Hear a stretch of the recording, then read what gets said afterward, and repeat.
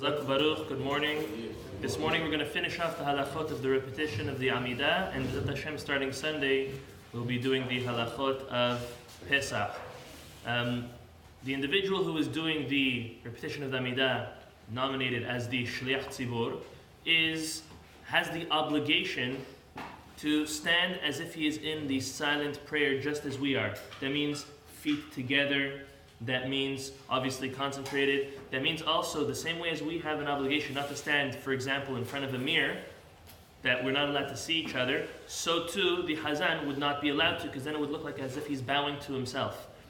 There are some synagogues where the windows are very reflecting, or maybe the Hechal, or let's say if there's a piece of glass on the Teva itself, and when they bow, the Shaliach Tzibur, they see themselves. In all of those situations, as we learned earlier by the individual praying Amidah, there's absolutely no problem to pray in front of such a reflection.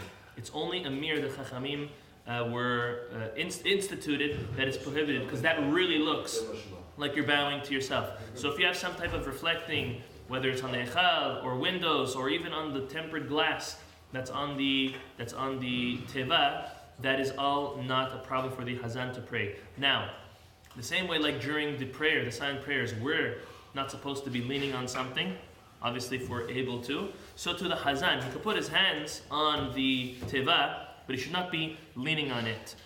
He should be standing upright and straight, obviously, and feet together. Here's an interesting one. If in the middle of the repetition of the Amidah, when you started off you were 10, or maybe even more, and then a couple people left, should the Hazan continue repeating the Amidah or stop? So the halakha is as follows. If when they started there was a Minyan or more, and people left out in the middle of the repetition of the Amidah, the Hazan continues the repetition of the Amidah as long as there is Rov Minyan. Some say that's 6, some say that's 7, but, most probably 6. But, nevertheless, the people who went out, as the Mufarshim say, Avera hen biyadan. It's a very, very severe sin that they are doing by leaving and breaking the minyan, especially during the repetition of the Amidah. But since the Amidah was started in the repetition, it continues. It's so far that we go so far to say they continue, even if they went out after the first or second beracha, before Nakdishah, before the Kiddushah. Even then, the Kiddushah is said without a minyan and continued the whole Amidah. The only thing that's not done is Kaddish Titkabal.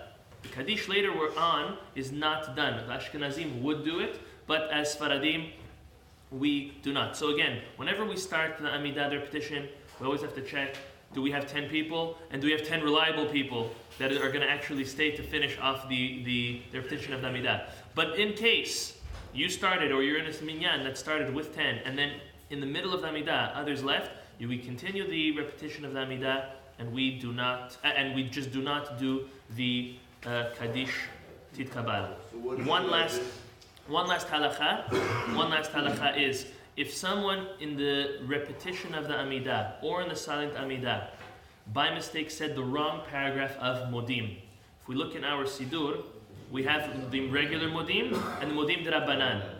If in the repetition of the Amidah, when you answered the other paragraph, the silent prayer paragraph, or in your silent prayer, you said the Modim de Rabbanan instead of the regular Modim, in both cases, if you already finished and you already continue with the next beracha, you continue and you do not go back, and you definitely don't need to redo your Amidah. This is the halachot for the repetition of the Amidah. Tonight, Mincha Arvit is going to be at 6:05.